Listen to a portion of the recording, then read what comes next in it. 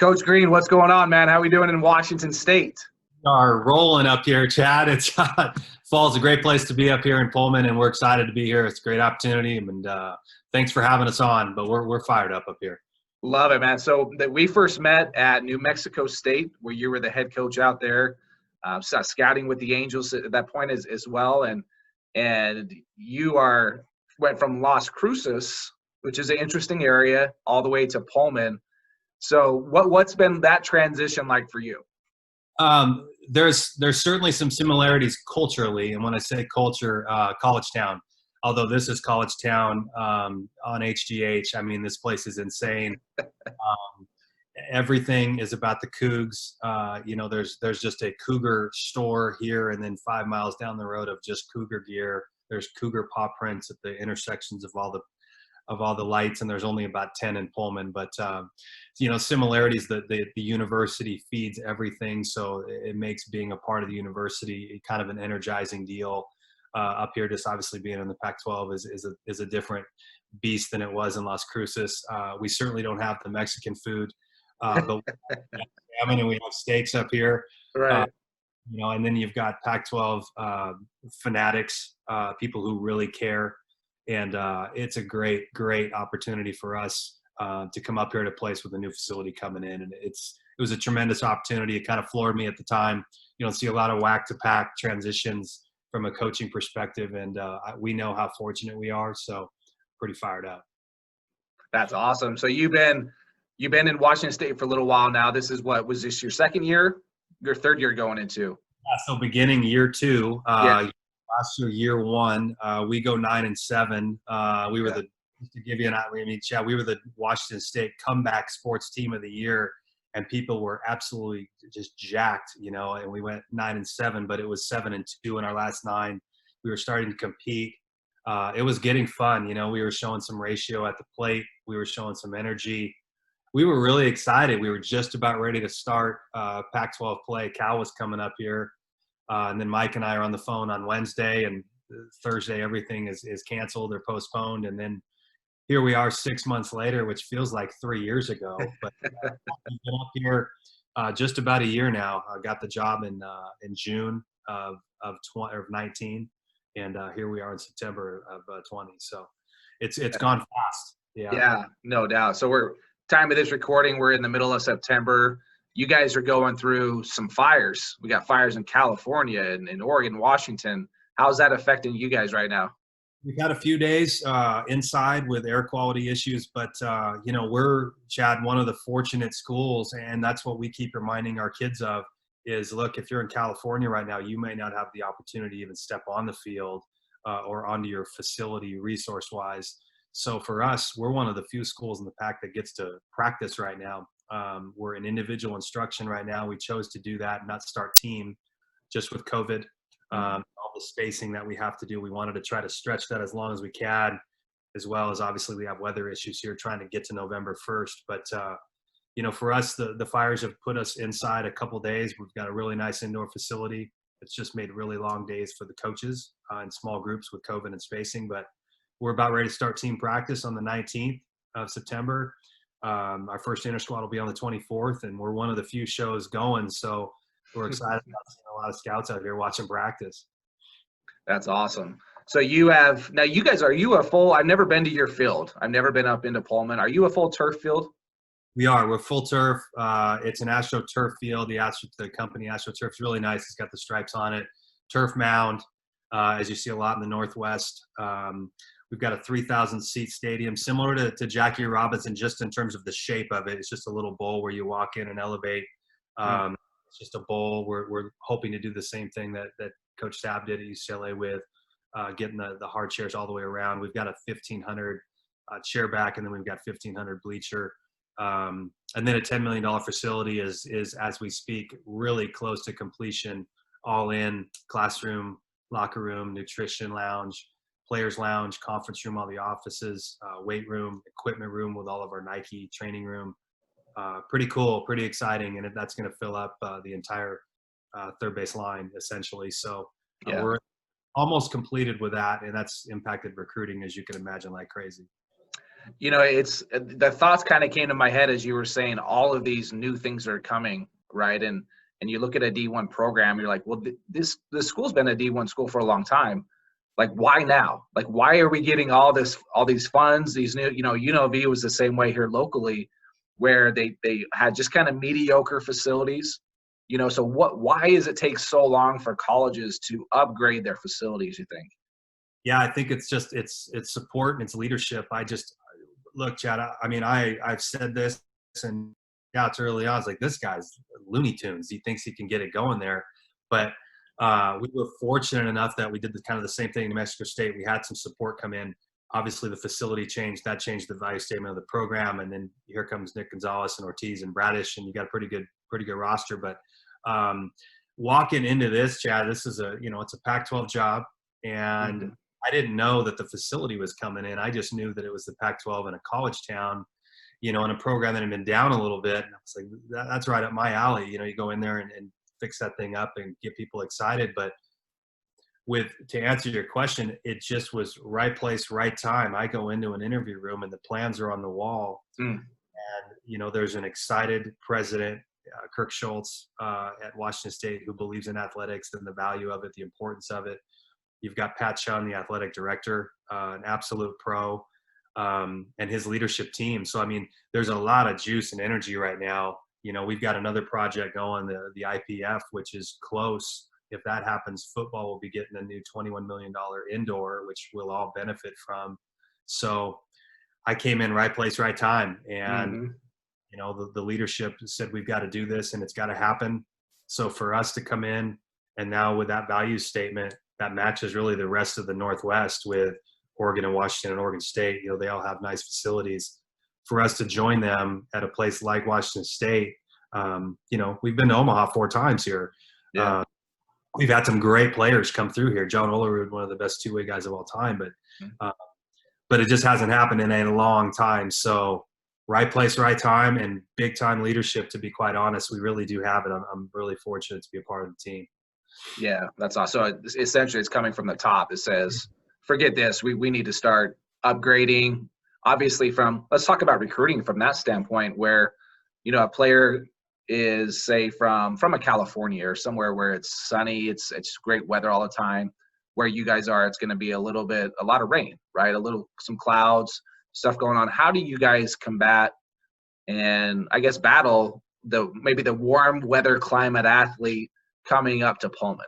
Yeah, that's a great question and a real question, and that's one of the things that we believe in alignment, Chad. It's such an important piece in the recruiting process. So like very upfront, in our recruiting presentations, here is the weather. It will be cold. We're going to be inside in January. And you have to be good with that. For us from a recruiting standpoint, when we talk about, or when we meet with families, it's like, look, if you want urban, big city, if you want that, this isn't the right place for you. If you love college towns, if that's right up your alley and that's cool, you're going to like it here.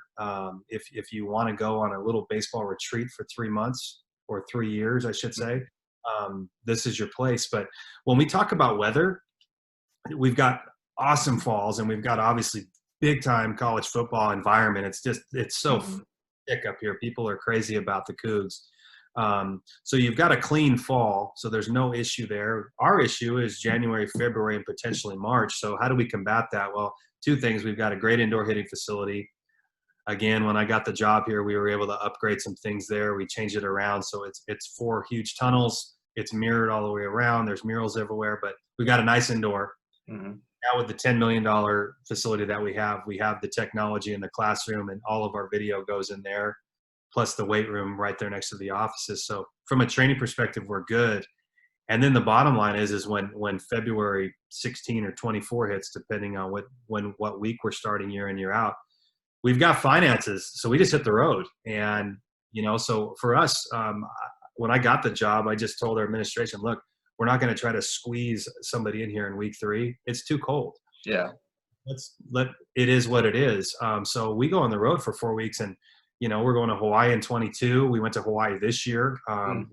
We're going to partner with the Mariners. We already started this year in week 3, where we just bring somebody in neutral a cold weather school from the Northwest, bring them in Arizona during spring training time, and do it. So for us, it's like we get spring training. We go 3 weeks on the road, maybe 4. And then when you hit pack, you're alternating all the time anyways. So Yeah. really not much of an issue other than our preparation in February of getting outside. That's probably the biggest thing would be for us. That would be an obstacle, but it's not. We just go outside and it's cold and we practice, and then we go on the road and we go 3 days outside, and our kids are like, wow, I get to do that. Stay on top of school, but fortunate for us financially, it's just not an issue. At New Mexico State, it'd be an issue. We have to be at home. We can't afford to go out. Right. We're very fortunate that way. It's really, there's not a lot of hurdles other than the perception, really. Yeah, I was just thinking too, as you were talking about that, that's basically what every East Coast team deals with, right? It's the same thing. There's only really a few, California, Arizona, Vegas, Texas, those warmer climate areas where they don't have to really worry about that. Even though at the Four Corners, when we start like the last weekend in January here in Vegas, it's freezing. It's freezing. Right? We got CSN, all these junior colleges coming. It's freezing. And usually it is for like the first week, 2-3 weeks. And then you start getting to February, it starts to get more baseball weather, springy, right? In Arizona, and it's beautiful. And so, that seems to be kind of a minor issue in a way, because that's what every East Coast team deals with. So it is. When I went through it last year with having our first fall and having our first spring, I didn't really notice it, aside from you're just inside in January, but last year we weren't. Yeah. Cold, really, we're outside. So unless the weather is shutting us down, and for us, we get temperatures. We don't necessarily get a lot of rain in Pullman. You'll get some snow that'll stick for a while, and then we just get cold. So okay. So we've got a ton of Arizona kids on the roster. That won't change if we do our job.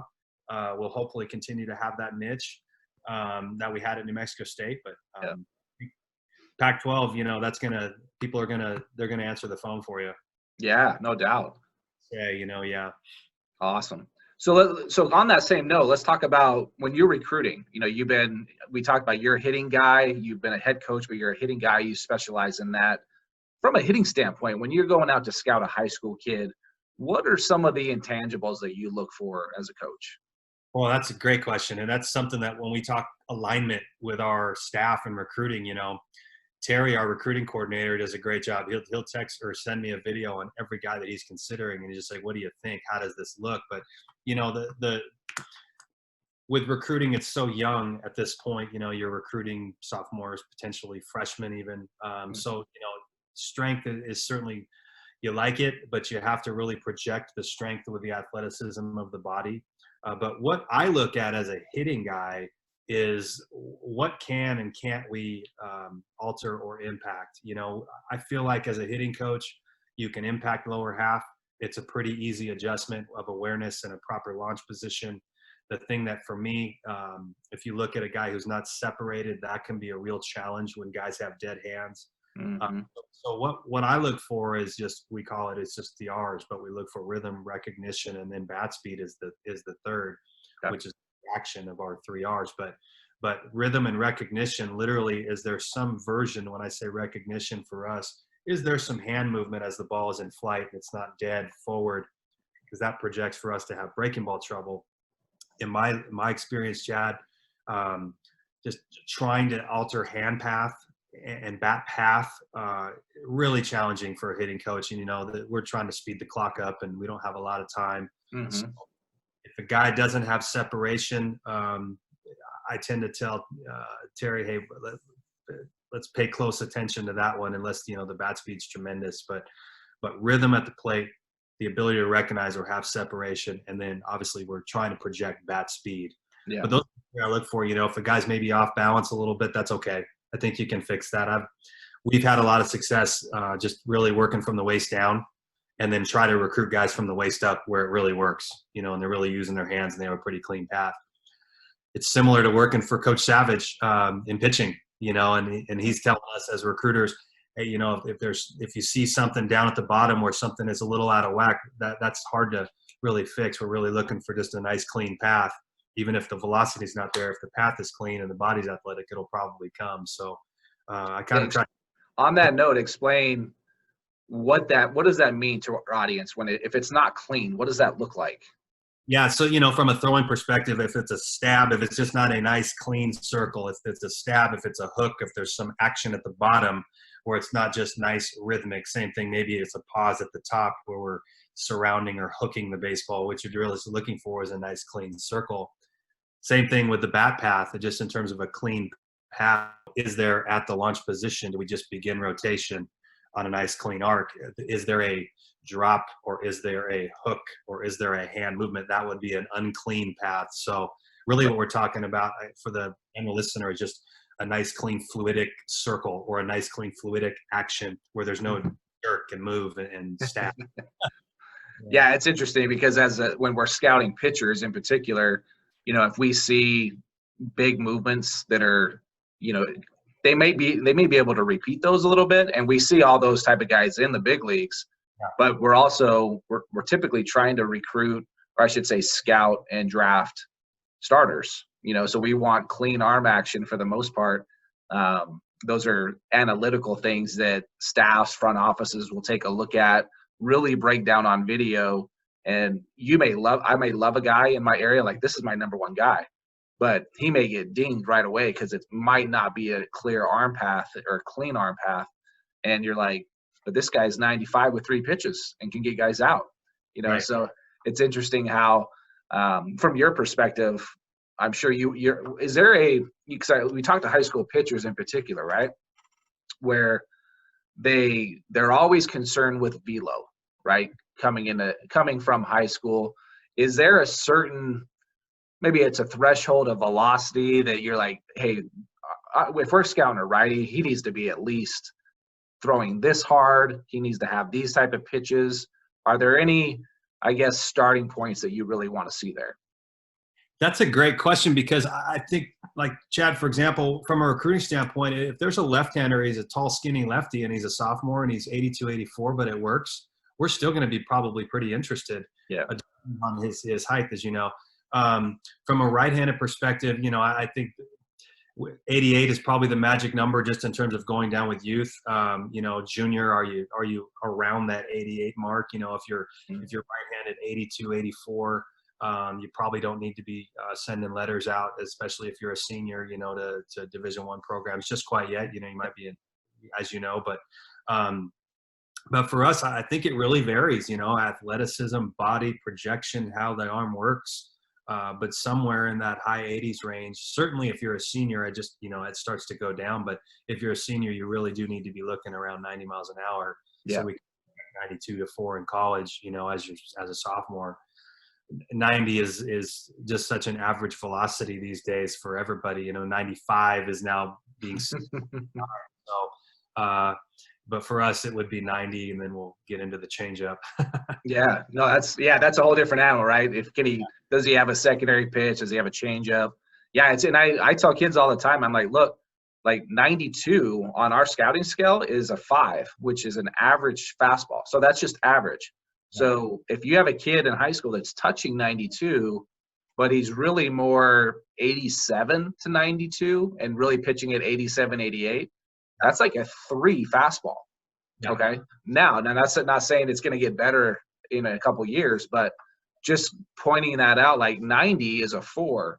So that's a below average fastball. So that I just want to point that out for the listeners with high school pitchers, that was 90 was like, dude, this guy's throwing 90 in high school, which is awesome, right? You got to get there.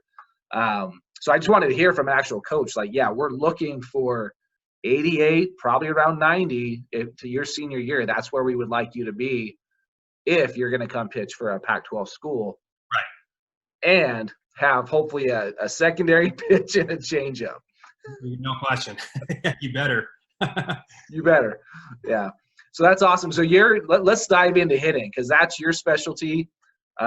We talked before, you've been a head coach at a lot of different spots and an assistant at a lot of different spots. Heck, we could probably go for an hour on all the places you've been when I've looked at your spot. But let's talk about hitting more. You said you've been, even during COVID, during this time, you've talked to some major league guys from a hitting standpoint. What have you learned since then, and how do you approach really hitting in general? Yeah, I just want to get better each and every year, and I know that my personality. We do some crazy stuff, Chad. We do personality testing with our coaches and our players, and we even have our personality and our personality index scores next to our hitting notes, just for me, so I can just quickly remember this personality needs more facts, this personality needs less facts, this guy needs to be really hands-on. Because at the end of the day, our players are our product of teaching. And when we promise families that we're going to recruit and develop your son's skills, it's going to start with him being a person first, player second.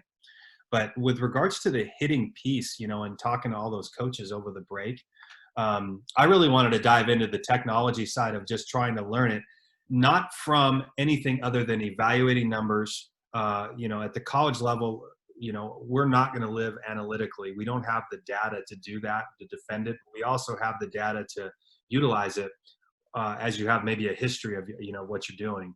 But for us, I had a lot of great reinforced learning over the break. When I talk to major league hitting coaches versus when we talk to, hitting coaches that are in the industry of just development, whether really was not winning, I guess that's the way to say it. I really found, with Joe D or with Anthony, those are two guys who I oppose to, and Dylan, those guys are just rock stars in my opinion, just in terms of how they go about it. Totally different terminologies, totally different how they view hitting, but then at the same time, really simplify. So for us, where did it go into? Dominating a launch position. And, and this is at the pro level, simplifying what you're doing, and that's, as a college guy, the biggest thing that I see with guys who go from college to pros and then come back to college and work out with us is they have simplified because they have to survive. Yeah. There's excess movement. We've got to really simplify that, but, dominating a launch position. And so for me as a hitting coach, what can we do to impact that? Well, we need repetition, but first off, we've got to really teach it. So something as simple, it's not sexy to talk about the 4 keys to a launch position. That's not going to sell a lot of videos. That's the key. Right. One, get to a great base. And then 2, you've got to understand how to start your swing, the kinetic chain, if you will, but how to maximize energy for us, working from the ground up. I just spend a ton of time on launch, and we spend a ton of time on working from the ground up. And this is the 2 things that I really got answered over the break as well, at the pro level, is that initial movement. If we can really have a tight, clean movement of, the backside is up, the hands are still high, we're still separated, we're beginning rotation, the hands are still back and strong, then really the swing becomes pretty easy. Mm-hmm. The challenge for us at our level is to get our guys to think more professionally when they're doing their work on a daily basis, really being invested in the process of the swing and the process of feel, versus the process of the result. Have so many of our freshmen come in and it's all about how many rods I hit BP versus what are you really working on? Is it contact point? Is it depth? Is it balance? Those are the things that we really try to do a great job of. If you look at Ortiz and Gonzalez at New Mexico State, that's where they blew up, right. Where they that mentality where it became, or even Carranza for that matter, where it became understanding it's about your daily process and your reps in the cage. BP is just rhythm, and that's, if we're working on rhythm, let's dominate rhythm. If we're working on a specific pitch, let's work on that, but let's not be concerned with where it's going. Let's have a routine and let's dominate that on a daily basis. When you talk about if a parent or a player say, like, working from the ground up, like, what does that mean? How do you explain that to a kid? Yeah, I just look at pictures. This is a great topic. As a 25-year-old hitting coach, I was out trying to grab pictures of hitters that matched what I thought the swing should be or what I was trying to sell.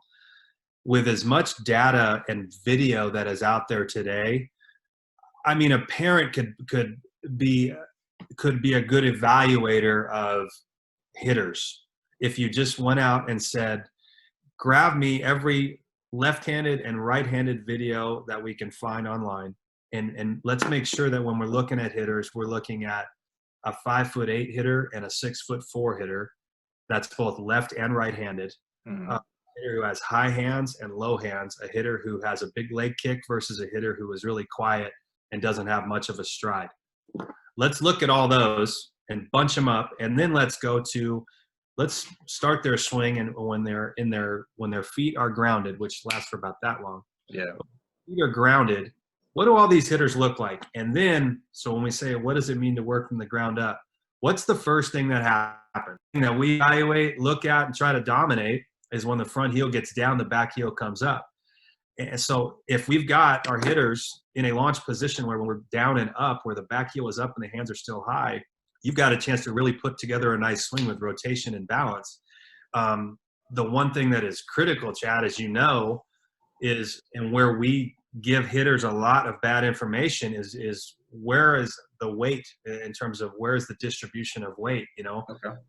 I believe, and we teach, man, we get our guys into their front sides and we get them into it. And they stay there. So many hitting coaches, particularly at the youth level, hey, stay back, stay back, stay back.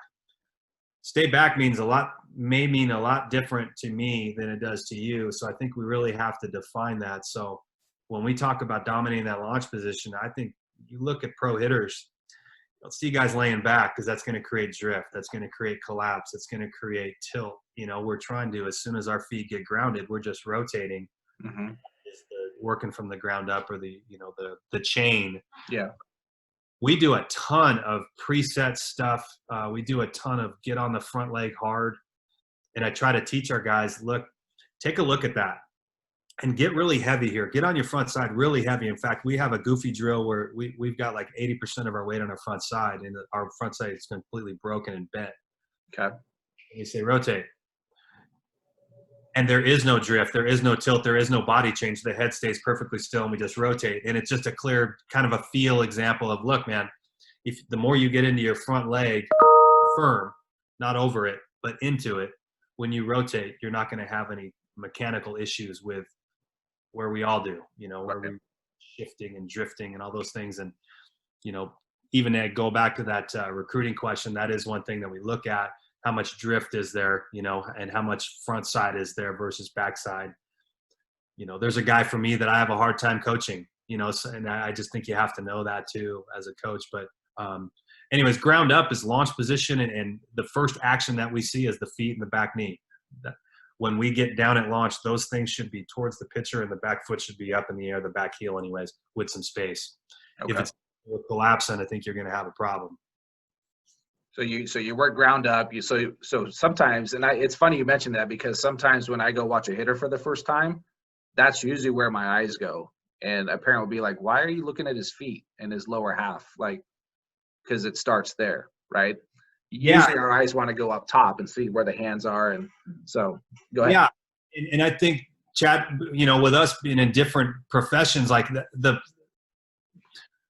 I feel like we can really impact ground up. And teach it. It takes some time, but hand path there's no way. But at the pro level, that better be in place, because we don't have, you survive right now. And if you've got a drift or some action where your lower half is inefficient, you're going to get swallowed up and you'll last a year in minor league baseball with sliders. So, for us, we have a little more time with that, but that's certainly at the elite college player, certainly at the high Pac-12 or the high Power 5 level. Those guys have clean lower halves. There's rhythm, and they have an understanding of how the lower half's supposed to work. Yeah. So you talked a lot about getting into a good launch angle, launch position, not launch angle, but how does that? So you start working ground up, and we start going feet all the way up, your back knee, all that stuff. Then you finally get up to your hands. You said you had some kind of keys there. What are some of those keys that can help hitters? For the obviously it's hitting, get to a clean launch position. There's the 4 keys to launch. And for us, it's 50-50. It's online with posture, literally where you're in athletic position. Your weight distribution is 50-50 on the front and the back side. And then your hands, can you define hands back? That's an easy one. But just if you look into the mirror, are my hands behind my back knee at my launch position? And then is my bat angled somewhere near a catcher's glove? Yeah. We don't talk about necessarily 45 or 62 degrees, but somewhere in there where you have some angle and you're not vertical where it's down. But and if you can do that when we begin our ground up movements and then rotation is coming, to answer your question, the key now is really, if you've done that and you've done your work at the launch and you've begun the swing properly from the ground up, the swing really becomes pretty basic. If you do that when you begin rotation, you're going to get slotted, meaning to the parent or the youth player or any of that. But what does that mean? Well, it means that when we begin rotation, that there's no space between the elbow and the side. You know, it should be jammed into your ribs, but it will happen from rotation. If your bad angle is off when you do that, it's not going to happen. If you've got a good angle and your hands are near your top of your shoulder, when I begin rotation, this thing's going to come right in. And the back arm is coming in, you know, and that's a big one for us. And that's a big one probably at the pro level, you know, and that's a big one where I think kids are getting a lot of misinformation. And I know that because of our freshmen coming in. We've got a lot of guys who are really jerking that thing back and creating upward angle at the start of the swing. They're forcing it to go this way, right? Launch, because we're hearing launch angle on MLB, but we're also, I think we're misconstruing it, particularly at the teaching level. You know, it's reactive, right? As you know, hitters we're swinging up. Well, you know, we want to hit the ball of the yard. Awesome. But if the ball is up in the zone, it's a swing and miss. You're no chance. Yeah. And so now let's not forget hitters that, you know, pitchers are talking about spin rate, and we're working at the top of the zone with four seam. And if a guy's got great spin rate, he's going to pump it right by us at the plate. But the conversation just with our hitters the other day is we've got to, when we swing the bat, we've got to work in a manner where we are at the top of our strike zone, where the barrel is slightly above or even with our hands. Mm-hmm. That's on plane with the top of the zone fastball. Yeah. Well, Coach, Red Turner drops his hands. Awesome. Red Turner's top of his strike zone is where his hands are. So right. If it's bad, he doesn't swing at it. He's a tremendous hitter. He's awesome. But he understands that.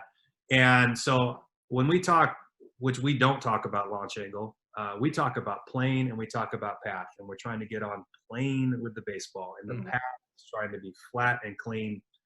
The swing is naturally going to go up as you get to extension and as the swing starts to pass the front foot. The arc of the swing will naturally go up. It's a natural movement. So don't necessarily promote it, is what I say. Yeah. Get flat and get on plane. And for us, the thing we try to explain to our hitters is, guys, and just like Coach Clackett is trying to teach our guys to be able to pitch top of the zone with spin rate, but also to have some sink and get under a barrel, is if a guy is 90 miles an hour at the top of the zone, hitters, why would you want to do anything other than just go straight at it? Because he has run right into your bat and you're going to do something with it. So I think hitters need to understand that.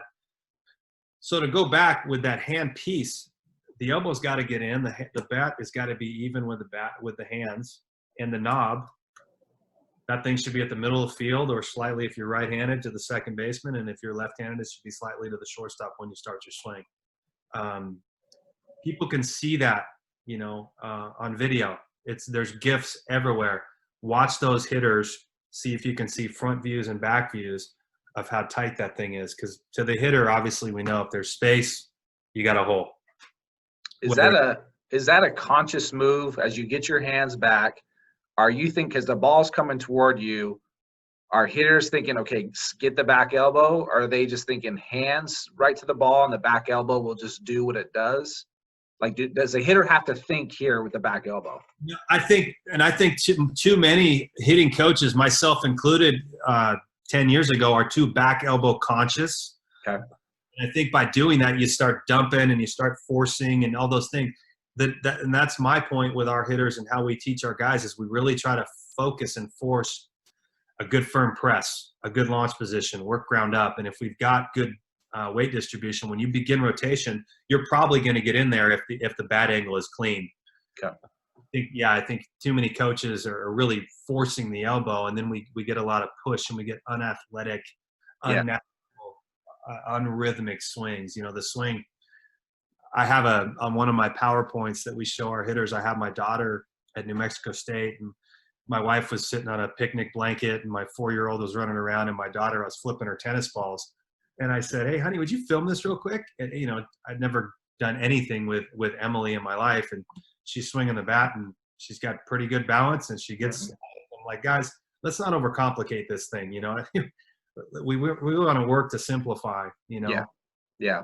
I was just curious because that could be just another thought, right, that I'm trying to implement. And if I'm trying to eliminate and just maybe have one thought from a mindset standpoint, you know, and I would like to talk about that. And when you talk to hitters from a mindset mentality, you know, do you discuss like, hey, you can't have 3, 4, 5 thoughts? Like what do you teach in that regard as far as the mindset and the mental approach to hitting?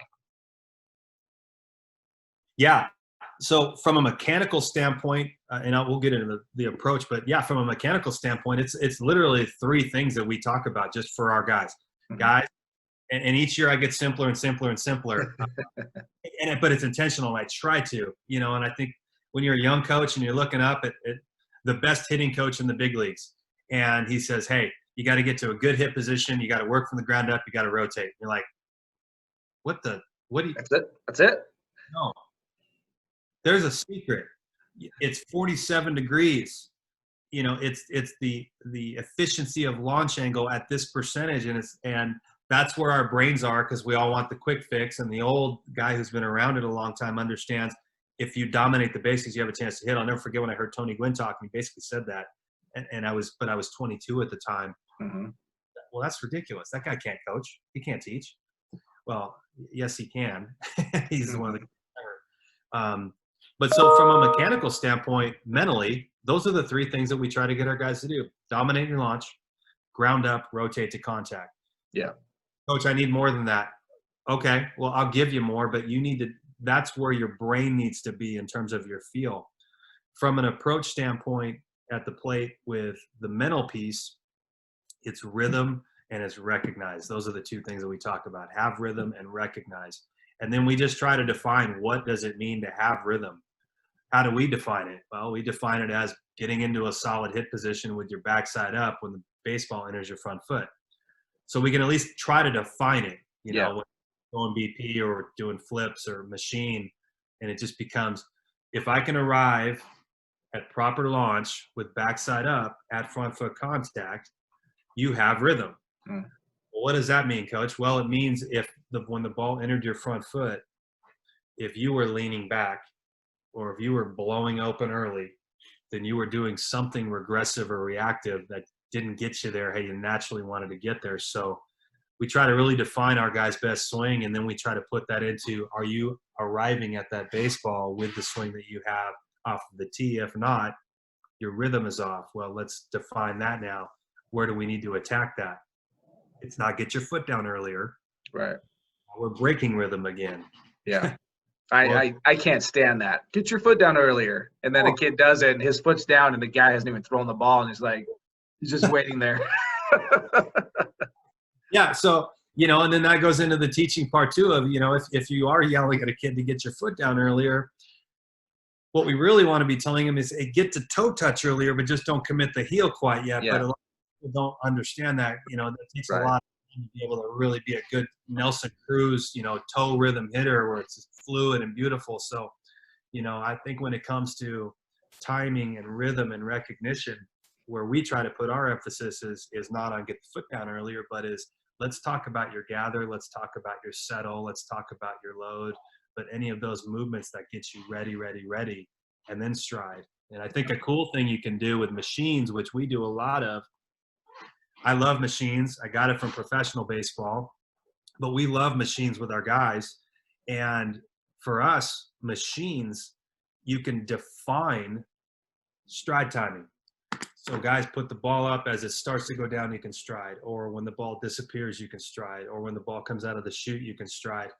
And you can start defining when you go. And then you can start, because you're defining release point or release point timing, you can start defining for yourself what your gather and what your settle is. And that's a big, from a mental standpoint, go back to your question, is we spend a lot of time on guys' gathers and settles, you know, and really trying to help guys what their rhythm is. You know, Gonzalez had just one of these. Yeah. That's what Nick, Joey had a little bit of a settle, you know, giving New Mexico State names to Chad was in the area with the Angels. So everybody has a different trigger. And I think that's, as a hitting coach, you have to really define that for them, or at least allow them to know what it is. And you've got to know it as a hitting coach, so then we can work together on their timing and their rhythm. Yeah, no doubt. Yeah, and you've had some great players. You've had Nick Gonzales, you just mentioned, was just became a first-round pick with the Pirates. Went from he's actually a real great story. You know, talking to him, and when you guys don't have that, Washington State, they're in the Pac-12. New Mexico State, they're in these leagues, and sometimes you don't get that offer right out of high school. Where Nick Gonzales, he was a walk-on at New Mexico State. Maybe share his story. I'll let you tell his story about how it really worked out for him. You know, in college, you know, you recruit 2 years out, and we hammered Arizona as we should have. You know, you had Interstate 10 at New Mexico State. And there was a name that kept coming across our desk that was, hey, this guy's he's a grinder, tough guy, you know, center field, shortstop, catcher, kind of does it all. He had a down junior year. He had an unbelievable sophomore year. We saw Nick, and everybody had said unbelievable makeup, work ethic, all of those things. And we saw him, and we thought, good player, you know, 25% type player. I'm really proud to say that, because, you know, kids can change, and kids can develop if they have the right mindset and desire and all those things, if the athleticism is close. And we thought Nick was a good player, but we were out of our scholarship slots. You know, we weren't willing to give another one in his freshman year. We were like, man, we're too over. We're going to have to cut somebody. And we were really into not doing that. Right. So, anyway, so hey, Nick, you're going to walk on your freshman year, and then we'll give you money your second and third year. And in doing that too, the story is very simple. Look, we also did that because we thought he was probably going to redshirt. Mm-hmm. He'll play as a sophomore. And I love the story. Yeah, he'll probably be a redshirt, going to play center field. You know, and now he's a unanimous freshman All-American. He's playing second base. And, you know, and you realize very quickly how players become great, you know, and how do they become great? Well, Nick Gonzales made me a better coach. You know, I'd show up every day to that team and talk in the dugout. That's what we did. That was our classroom. We didn't have a classroom setting like we're going to have here. Mm-hmm. Our classroom was in the dugout every day for our 10 or 15 minutes of mental game training or process or approach or attitude, a lot of accountability, responsibility talks. And then that guy he'd burn a hole through me every day. And he burned the hole through us in recruiting too. And so did his family, you know, and it's like, you put the pieces together, and that's what you're really trying to recruit. You know, you're trying to recruit great parents. You're trying to recruit a brother who plays football at Navy, now in the military. I mean, and then you're in the recruiting process. You're looking at a player who does not budge, does not fold, and you know it, that he has enough awareness that when you're putting somebody through the ringer for an hour and a half talking to them, and you're really evaluating if they're going to do this, or if they're going to roll their eyes at their parents, or if they're going to have enough of respect for the presentation to stay locked in, which is very challenging. You know, those are all things that really stood out to us. But still, we had no clue, and I'm proud to say that. You know, I'm proud to say that our staff says it all the time with Nick, but it's like, or I say it to our staff, if any of us in our staff go out and say, oh yeah, I saw it coming, well, two things. Number one, why didn't we offer this kid a scholarship? That's the first thing. And then the second thing is, why weren't we on him early? Right. Yeah. And he blew up right in front of our face, and he was committed from day one to work, process, nutrition, his body. And he has a relentless thought process of, I'm always going to be replaced, or I'm always going to lose my job. And boy, I mean, what a great mindset to have in athletics. Yeah. Yeah. Great story. Unbelievable. Yeah. And to top it off, so that he became a first round pick, went from a walk on at New Mexico State, and then became basically the player of the year this past year, and became what now he's the first round pick for the Pirates. Unbelievable. And and see, it was unbelievable, and to be the first rounder ever at New Mexico State, but I mean, to be the 7th overall, to be really the best hitter in college baseball, to have the fastest hands in college baseball. And that is one thing that he did not have. He didn't have a slow bat by any stretch. But he had a nice, solid, compact, short swing, but he swung a little bit uphill. He was a little bit inside everything. And all of a sudden it clicks for him at New Mexico State, and the bat speed just blows up. And then he understands what to do with that. He understands, I've got tremendous bat speed. Because of that, I'm not going to have a pull approach. I'm going to have a right center approach. I can react to pull. And now I'm going to become a tremendous hitter. I'm going to wait as long as I possibly can before I go, which is why he's dominating, out in any hitter who has the ability to wait for a long time has the ability to hit. So that's why you dominate one, mechanics, and then dominate two. If you can get a proper mechanic, then you can get into approach. And if you have approach, and you can trust your hands and wait as long as you can and then go, you can have a chance to hit. Yeah, absolutely. That's awesome. Well, I wanted to maybe touch on one more point, because I have to imagine with the places you've been, some of the coaches that you've been as an assistant, and again, we haven't even kind of dived into all that type of stuff yet, but to talk about from a culture standpoint. I know you bring a lot of energy, and I've seen you work in action. Being around the college atmosphere, some guys just bring it every single day, and maybe it's personality, but you have energy. Where do you get your energy from, and how does that really translate to your players with the culture you bring? I mean, I'm blessed. I love what I do. I love what I do. I love this because I love talking about the game. I get my energy from it, which is it's such a great question, Chad, because I think everybody has energy. But when I say everybody has energy, it doesn't necessarily get exposed or expressed unless you're around the proper environment. I think if you look at coaches or just to use baseball as an example, there are certain teams where you go to the field flat because the environment is poor. It's defeated. It's negative. You lose hope. All of those things. My energy is through the roof right now, and that starts with my coaches. I mean, I've got our staff, which I've learned, and just being, 14 schools, those great teams that we were a part of, and those awesome environments and those special memories that we have as coaches. It starts with the coaching staff being together and on the same page, playing your position effectively, and then having good people. So for us, we have a staff that is very trusting. We trust each other. We communicate. We're a mafia, if you will. I mean, we're together all the time. And it's great. Our families are together all the time. But I think we have that, but we work at it. And that's where it starts is I think from a leadership team perspective, the CEO has got to be investing in the leadership team. You've got to create a safe environment where there's trust. But you have to work at it. It's not just something that's going to come. It starts with the hiring process, and then it goes into, who you have on your team. So, I mean, we really, really work at it. We do personality testing and personality index testing with our coaches. And we do that so we understand that we're all different people and that we can work together more effectively. So we can avoid conflict, because there's going to be conflict. And then it goes into the players. We put a premium on the locker room, and but we work at it. We don't want to see this. We just want to see intensity. We want to see Gonzalez burning through your head. And so for us, the energy, I really think, is based on the environment. And I think as a head coach, I put a lot of stock in that because I want to be excited about going to work every day. I want to feel great. I don't want to have any negative energy out there, any undertones, silos, any of that stuff that is so easy for all of us to have.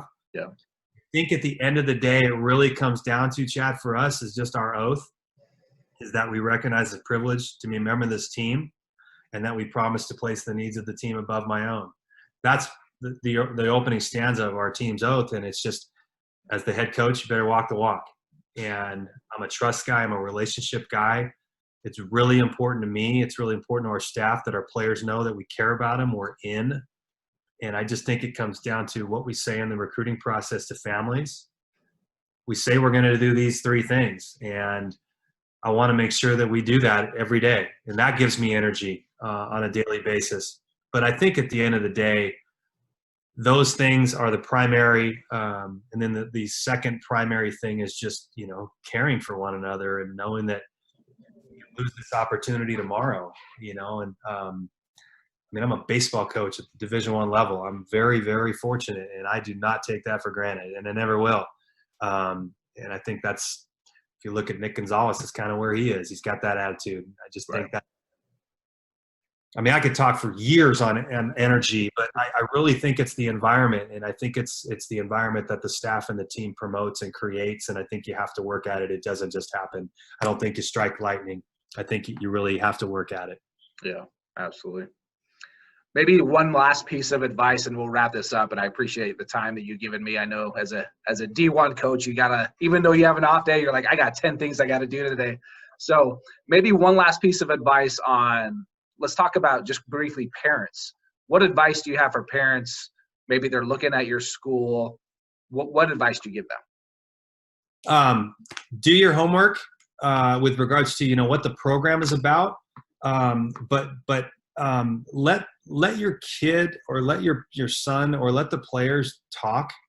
And I know recruiting is early, but I think it's really important that families understand that we are really looking at you, the family. And in fact, at the young age, freshman and sophomore recruiting at the Power 5 level, a lot of what we're evaluating are the families. And we will run from parents who are or families who, blame coaches or unaccountable, because at the end of the day, we're trying. This is my livelihood, and we want to bring in good people. So the greatest advice that I could give would just teach the players to be accountable and responsible, and everything that they do, every bad hop that happened, every missed strike call that happened, every poor lineup decision that happened. I just think if the player can constantly think it's my fault, it's my responsibility, that's the most powerful thing, the way you could think, in my opinion. Because like we tell our players here, if you think that way, if you don't hit, it's your fault. And I also think if you don't hit, it's my fault. And if we all think that way, then we hold the cards to be great. Right. And I think that's just so, and so many of us are looking to,